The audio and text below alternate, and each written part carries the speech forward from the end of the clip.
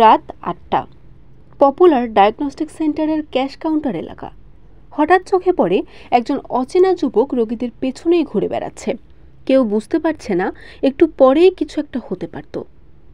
Popular diagnostic সেন্টারের cash counter ঘিরে সন্দেহজনকভাবে রোগীদের আশেপাশে ঘোরাঘুরি করতে দেখে সিকিউরিটি গার্ড তাকে জিজ্ঞাসাবাদ করলে সে অস্বাভাবিক আচরণ করে।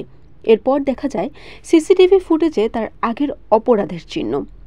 কয়েকদিন আগেই সেই সেন্টারেই এক রোগীর পাঞ্জাবির পকেট কেটে ৩০,০০০ টাকা ছিনতাইয়ের ঘটনায় জড়িত ছিল এই যুবক। বৃহস্পতিবার রাতে বরিশাল নগরীর বাংলা বাজার সংলগ্ন পপুলার ডায়াগনস্টিক সেন্টারে ধরা পড়ে এই সন্দেহভাজন।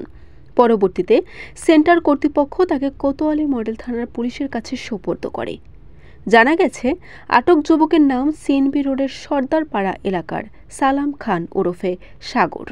এদিকে তার সাথে থাকা আরেক সহযোগী খোকন নামের ব্যক্তি পালিয়ে যায়। তার খোঁজে মাঠে নেমেছে পুলিশ। বরিশাল.নিউজ।